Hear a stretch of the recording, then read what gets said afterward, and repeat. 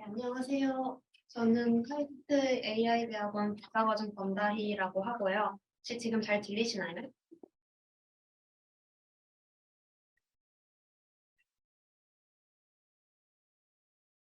오늘 발표 시작하도록 하겠습니다.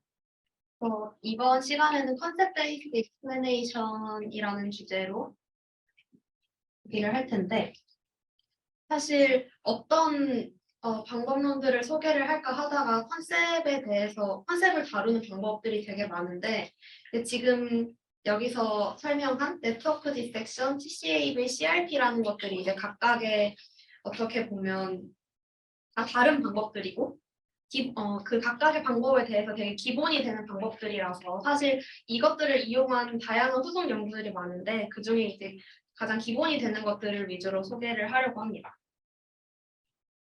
그래서 우선 컨셉이 무엇인지부터 설명을 해야 될 텐데 이제 이 XAI 방법들을 나누는 기준들이 다양하게 있는데 이 방법을 글로벌한 방법과 로컬한 방법으로 나눌 수 있습니다. 그래서 간략하게 얘기를 하자면 글로벌한 방법은 모델 전반적인 모델이 갖고 있는 정보에 대해서 말을 해주는 설명 기법들이고 로컬 익스플래네이션 같은 경우에는 어떤 특정 인스턴스나 그 특정 인스턴스나 뭐 이미지에 대해서 해당 모델이 어떤 부분을 중요하게 바라보고 있는지 혹은 그 과정에서 모델의 어떤 부분이 잘 쓰였는지를 잘 설명을 하는 방법들입니다. 그런데 이제 이러한 방법들에서 가장 단점이라고 할 수 있는 것들이 바로 이렇게 한 설명들이 과연 사람에게 직관적으로 잘 와닿는지인데요. 예를 들어서 이 로컬 익스플래네이션에서 이렇게 히트맵 형태로 고양이 어떤 부분을 보았는지를 본다면 근데 여기 가져온 예시는 캠 베이스드 메서드인데 사실 이렇게 고양이 오브젝트 전체에 이렇게 하이라이트가 되어 있으면 이게 그래서 어떤 걸 봤는지에 대해서 설명이 되게 모호할 수 있고 이렇게 해서 하이라이트된 부분이 작다고 하더라도 그럼 과연 그게 어떤 의미인지가 추가적인 해석이 들어간다는 단점이 있습니다. 그래서 이러한 단점을 보완하고자 나온 부분이 이 컨셉을 활용한 설명 방법인데요. 컨셉이라고 하면 사람의 직관과 일치하는 다양한 특성을 말한다고 보면 됩니다. 그래서 이 컨셉은 색깔이 될 수도 있고 어떤 특정한 패턴이 될 수도 있고 모양이 될 수도 있고 다양한데 그냥 이게 우리가 사람이 말로 정의할 수 있는 특징들을 컨셉이라고 부른다고 생각할 수 있습니다. 그래서 이렇게 컨셉을 정의해서 설명을 하는 것의 장점은 우리가 학습을 할 때 익스플리시트하게 어떤 피처들을 넣어주지 않아도 그래서 모델이 어떠한 것을 봤는지에 대해서 정확하게 말로서 설명을 할 수 있고 그리고 이런 컨셉들이 굳이 꼭 네트워크에 학습이 된 것들이 아니라 잠재적으로 녹아져 있는 것들에 대해서도 우리가 설명을 할 수 있다는 장점이 있습니다. 그래서 이런 컨셉 베이스드 익스플래네이션에 대해서 그러면 어떤 컨셉 베이스 익스플래네이션이 좋은 것이냐에 대한 설명이 있는데요. 이거는 AC라는 후에 설명드린 TCAV 후속 연구에서 주장을 하고 있는 내용입니다. 그래서 컨셉 베이스드 익스플래네이션은 이 컨셉이 특정한 의미를 가져야 되고 그리고 이 특징이 여러 샘플들에 대해서 좀 일관된 특징을 가져야 되고 예를 들어서 빨간색이라는 컨셉이 여러 이미지마다 다른 색깔을 나타내면 안 되겠죠. 그리고 이 importance는 그래서 그 빨간색이라는 컨셉이 해당 프레딕션에 어떠한 영향을 주는지를 우리가 알 수 있어야 된다라는 것입니다. 그래서 이런 컨셉을 활용한 다양한 방법들 중에서 첫 번째는 네트워크 디텍션이라는 방법인데요. 이 네트워크 디텍션은 한마디로 얘기를 하자면 모델 안에 있는 각각의 노드들의 역할을 설명하는 방법이라고 보면 됩니다. 그래서 뉴럴 네트워크와 같은 경우에는 예를 들어 세 번째 층의 다섯 번째 뉴런이 어떠한 것을 학습을 했는지 어떠한 것을 봤는지를 말해주는 건데요. 이 방법은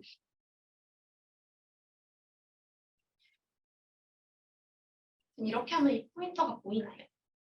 네.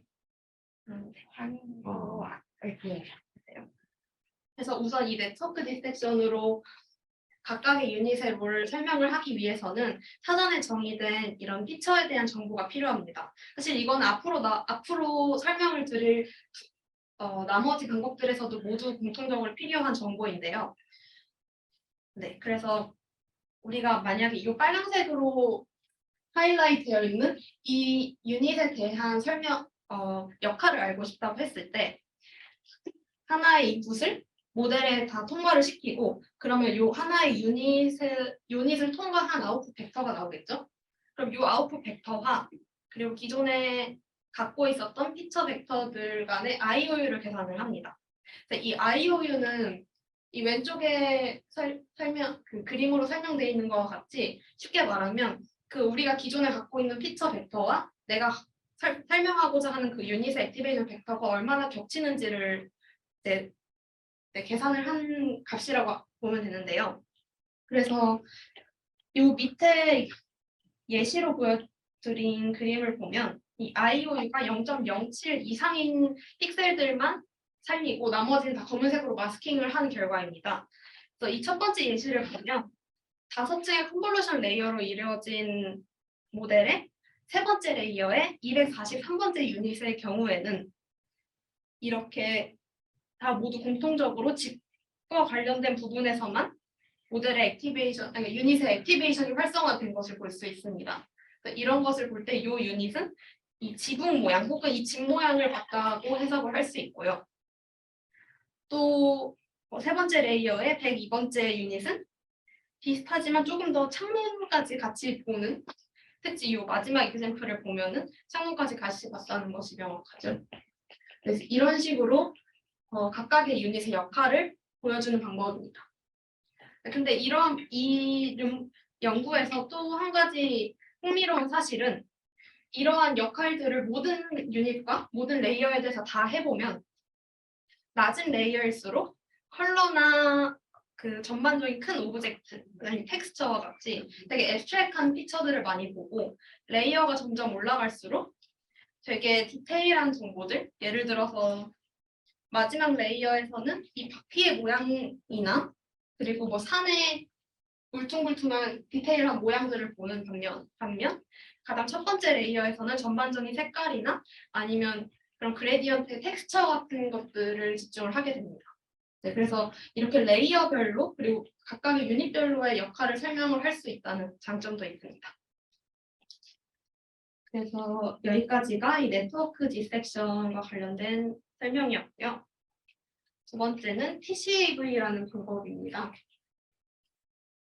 TCAV의 목표는 쉽게 말해서 기존 네트워크 디섹션 같은 경우에는 IOU를 계산을 해서 사진으로서 보여주게 되는데 그러면 어쨌든 정성적인 평가만 가능을 하잖아요.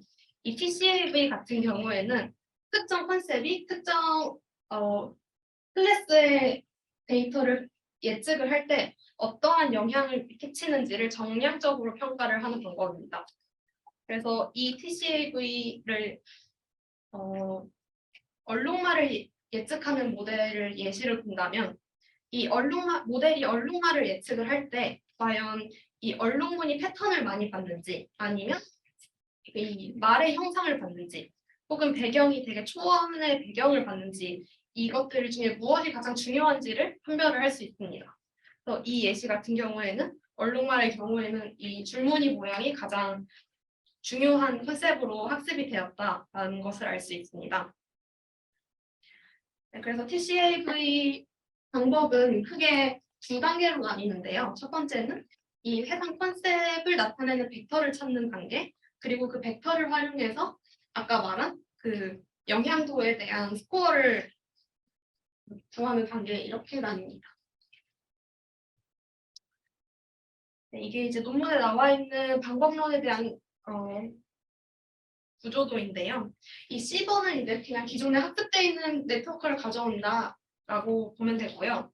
A, B가 우리가 사전에 준비해야 하는 데이터인데 A가 A에서 이제 첫 줄이 컨셉에 대한 정보입니다. 그래서 아까 네트워크 디섹션에서도 사전에 컨셉에 대한 이미지 혹은 컨셉에 대한 그 정보를 갖고 있어야 된다고 했는데 TCAV에서도 마찬가지로 이 정보를 갖고 있어야 되고요. 이 두 번째 줄은 이 컨셉과 상관없는 랜덤한 벡터입니다. 랜덤한 샘플입니다. 이게 어떻게 사용되는지는 이따 말씀드리도록 하겠습니다. 그리고 B로 나타나 있는 것은 그래서 우리가 결과적으로 알고 싶은 데이터 셋입니다. 그래서 아까 만약에 그 얼룩말 예측이라는 태스크가 있을 때 이 모델이 어떤 컨셉을 제일 중요하게 받는지를 알고 싶다고 한다면 이 B번에 들어가는 데이터에 얼룩말 데이터를 가지고 있으면 되고 이 A번에서는 우리가 알고 싶은 컨셉과 이와 상관없는 데이터들을 여러 개 준비하면 됩니다. 이렇게 준비를 해서 그 다음으로는 이 컨셉 액티베이션 벡터라는 것을 구해야 되는데요. 이 컨셉 액티베이션 벡터가 즉 우리가 지금 이 TCAV를 행하는 게 모델의 끝단에 있는 아웃풋이 아니라 모델 중간에서 학습된 피처를 보는 것이기 때문에 우리가 인풋으로 넣는 이 컨셉들도 결국 그 임베딩된 스페이스에서 어떠한 벡터로 나타낼 수 있는지를 찾아야 됩니다. 그거를 학습하는 방법인데 그것을 학습을 해야 되는데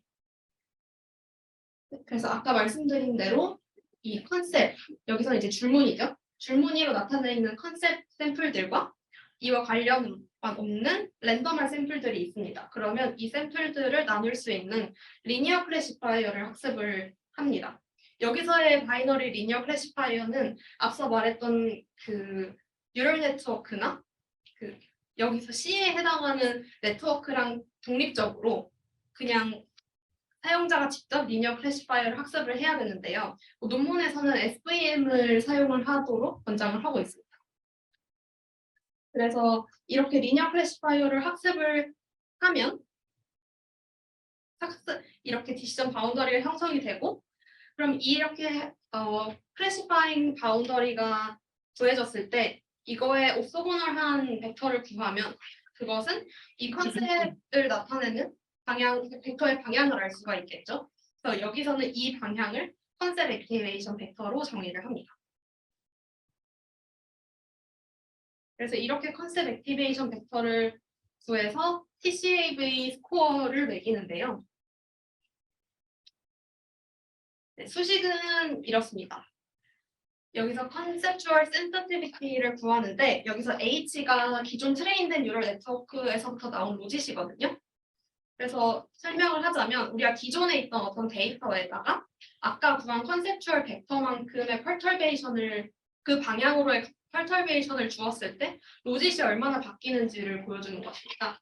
그래서 요 컨셉추얼 벡터를 구하기 위해서 아까 랜덤 샘플이 필요로 했던 거고 이렇게 포뮬레이션을 한 것은 우리가 미분식을 식을 정리를 하면 아래와 같이 쓸 수 있습니다.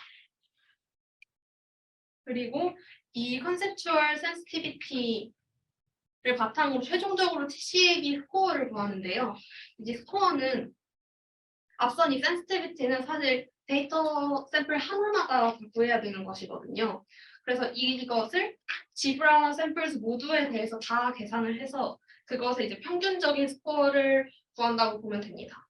근데 여기서 이제 절대값이 있는데 이것이 왜 그러냐면 이 센시티비티 스코어를 보면 로직값의 차이를 계산을 하거든요. 그러면 로직값이 커질 수도 있고 작아질 수도 있는데 사실상 우리가 알고 싶은 거는 그 컨셉 벡터 방향으로 로직이 커지는 것만 알고 싶은 거기 때문에 이 센시티비티 스코어가 0보다 큰 것들의 절대값을 사용을 합니다. 네, 이렇게 계산을 할 수 있고요. 그래서 활용한 예시를 보자면 이 왼쪽 실험과 같은 경우에는 아까 구한 컨셉 액티베이션 벡터와 그 기존 컨셉들의 샘플들을 바탕으로 유사도를 측정을 한 겁니다. 여기서 유사도는 코사인 시뮬러리티로 측정을 한 것이고 그래서 결과를 보면 CEO 컨셉과 CEO라는 그 샘플들과 가장 유사도가 높은 스트라이프는 세로문이고 가장 유사도가 적은 스트라이프 무늬는 가로 무늬인 것을 알 수 있습니다. 그래서 논문에서는 이러한 것들에 대해서 사실 우리가 일반적으로 넥타이의 그 스트라이프 모양이 세로 모양이 많고 이런 괄호 패턴은 옷이나 셔츠와 같은 다른 스트라이프에서 많이 나오기 때문에 모델이 학습한 데이터의 바이어스를 설명할 수 있다 이렇게 설명을 하고 있습니다. 그리고 왼쪽에 있는 이 바플럿을 보시면 여기서도 우리가 일반적으로 상식적으로 알고 있는 특정 클래스의 특징들과 이 TCAV 스코어로 구한 것들이 어느 정도 일맥상통한다는 것을 볼 수 있는데요. 뭐 예를 들어서 이 파이어 엔진의 경우에는 레드에서 가장 큰 TCAV 스코어가 나오고 지루라는 스트라이브에서 가장 높은 스코어가 나오고 이런 것들을 볼 수가 있고 또 이 바의 색깔이 의미하는 바가 각각 레이어거든요. 그래서 이를 통해서 각각의 컨셉이 어떤 레이어에서 학습이 됐는지도 알 수 있습니다.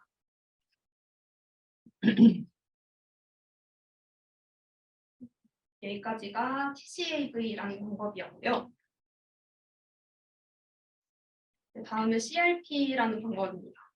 그래서 기존 두 방법 같은 경우에는 각각 17년, 18년도에 제안이 된 방법인데 이 CRP 같은 경우에는 작년에 연구가 퍼블리시된 연구라서 아직 실제로 많이 사용이 되고 있지는 않는 것 같아요. 근데 충분히 잠재성이 높은 방법이니까 네, 그렇게 알고 있으면 좋을 것 같고요. 기존 방법들을 이 로컬하냐 글로벌하냐로 봤을 때 네트워크 디섹션 같은 경우에는 각각의 인디비주얼 유닛을 보기 때문에 로컬한 방법이라고 생각할 수 있을 것 같고 TCAV 같은 경우에는 하나의 클래스에 대해서 모델 전반의 해석을 설명해 주기 때문에 글로벌한 방법이라고 분류할 수 있는데요. 이 CRP 같은 경우에는 글로벌한 익스플레네이션과 로컬한 익스플레네이션을 모두 할 수 있다는 게 메인 컨트리뷰션입니다. 그래서 이 피규어에 나와 있는 것과 같이 모델이 어떤 부분을 어디서 많이 보고 있는지에 대한 설명과 어떤 피처가 학습이 되었고 뭐가 중요한지에 대한 설명이 모두 동시에 가능하다라고 합니다. 그래서 CRP라는 이름에서 알 수 있듯이 지난 시간에 김성훈 박사님께서 설명을 해주셨던 LRT 프레임워크를 그대로 가져와서 사용을 하는데요. LRT에 대해서 간단히 리캡을 해보자면 아웃풋 클래스에서 나온 로직을 인풋 방향으로 계속 프로파게이션을 해가면서 어떤 부분에서 가장 어떤 부분이 가장 중요한 역할을 하는지를 이제 프로파게이션을 통해서 그 스코어를 찾는 방법입니다. 근데 그렇다면 컨셉 렐러벤스 프로파게이션이 LRP와 다른 점이 무엇이냐라고 하면 바로 이 특정 컨셉에 대해서만 프로파게이션을 한다는 의미인데요. 이 그림에서 같이 만약에 우리가 어떤 이미지에 대해서 계란은 예측을 얻었고 이게 왜 계란은 예측을 얻었는지를 알고 싶다면 LRP를 하면은 이 모든 레이턴트 스페이스의 채널을 다 사용을 해서 프로파게이션을 할 테고 그 결과가 이 A에 나오는 바와 같이 나옵니다. 그런데 만약에 CRP에서처럼 만약에 우리가 계란은 예측을 낼 때 이 개 입 모양이 어떤지가 어떤 영향을 미치는지 그리고 그게 어떤 부분에서 가장 하이라이트 되는지를 알고 싶다라고 하면 이렇게 우리가 기존에 알고 있던 컨셉 중에서 그 레이턴트 스페이스 내에서 입을 보는 부분의 채널만을 선택해서 활성화를 합니다. 그러면 이렇게 그 프로파게이션을 했을 때 LRP에서와 달리 윗부분에 좀 더 하이라이트가 돼서 그 부분만 나온다는 것을 알 수 있습니다. 그리고 또 이렇게 렐러벤스 스코어 프로파게이트 하는 과정에서 각각의 방법들을 각각의 이렇게 컨셉들을 프로파게이트를 하면서 그것들의 글로벌 렐러벤스도 알 수 있는데요. 그 제일 왼쪽에 나와 있는 플랫과 같이 각각의 컨셉을 다 프로파게이트를 해서 어떤 게 이 예측에 가장 중요한지도 알 수 있게 됩니다. 그래서 이 CRP는 다양하게 적용을 할 수 있습니다. 첫 번째는 우리가 아까 찾은 그 컨셉 렐레번스 스코어를 가장 맥시마이즈하는 레퍼런스 샘플들을 찾을 수 있습니다. 이게 어떻게 보면 글로벌한 설명의 한 가지 예시라고 할 수 있는데요. 그래서 이 경우에는 이 첫 번째 예시를 보면 아마도 빨간색을 나타내는 채널을 잡아서 그 채널로만 프로파게이션을 한 것이죠. 이렇게 했을 때 우리가 만약에 클래스에 대한 컨디션을 주지 않으면 가장 첫 번째 행처럼 다양한 클래스에서 이 빨간색이 나온 샘플들을 찾을 수 있습니다. 근데 이제 이 경우에서 클래스에 대한 컨디션을 주면 이 각각의 클래스별로 해당 컨셉이 유효한 샘플들만 모아서 이렇게 보여주겠습니다. 이렇게 레퍼런스 샘플들을 각 클래스별로 그리고 클래스 상관없이 모으는 데 활용이 될 수 있고요. 두 번째는 이 렐레번스 스코어를 구하는 이미지 자체를 크롭해서 다양한 컨셉을 뽑아볼 수 있는데요.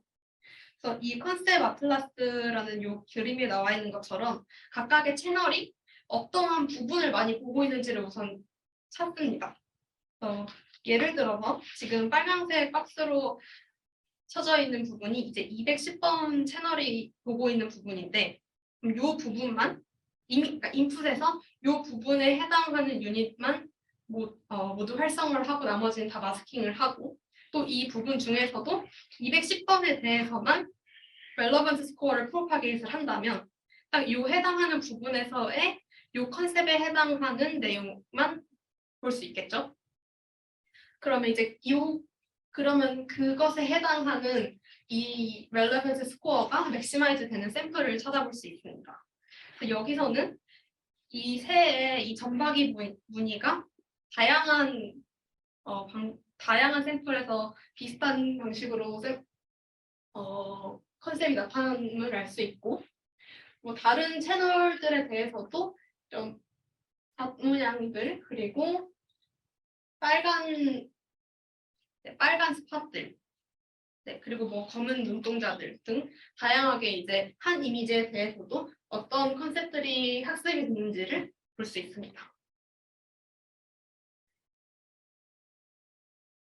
그리고 이제 세 번째는 사실 이 특정 레이어에서 어떤 컨셉이 학습이 되었다는 것은 그 전 레이에서의 학습 좀 더 앱스트랙한 채널들이 조합이 되어서 그 다음이 컨셉이 학습이 된 것일 텐데 그러면 내가 지금 설명하고자 하는 해당 컨셉이 그 전에 어떠한 피처들로부터 만들어졌는지를 알고 싶을 수 있는데요. 이제 그것도 LRP로서 설명을 할 수 있습니다. 그래서 여기서 이 28번째 피처에서 이 채널은 지금 가지 위에 브랜치 위에 앉아있는 동물이라고 되어 있는 요 컨셉 채널이 있고 이것들에 대해서 유효한 프로파게이션 방법들로만 계속 전파를 하게 된다면 이렇게 이전 레이어에서는 어떤 컬러풀한 깃털 부분이 있고 또 어떤 부분에서는 이 브랜치를 나타낼 수 있는 바가 학습이 되었음을 알 수 있습니다. 또 이 전 레이어에서는 조금 더 앱스트랙한 피처들이 보이는데요. 이런 식으로 레이어가 더해지면 더해질수록 좀 더 디테일한 피처들이 학습이 되고 그래서 각각 것들이 어떻게 학습이 됐는지 이그샘플 베이스드로 설명을 할 수 있게 됩니다.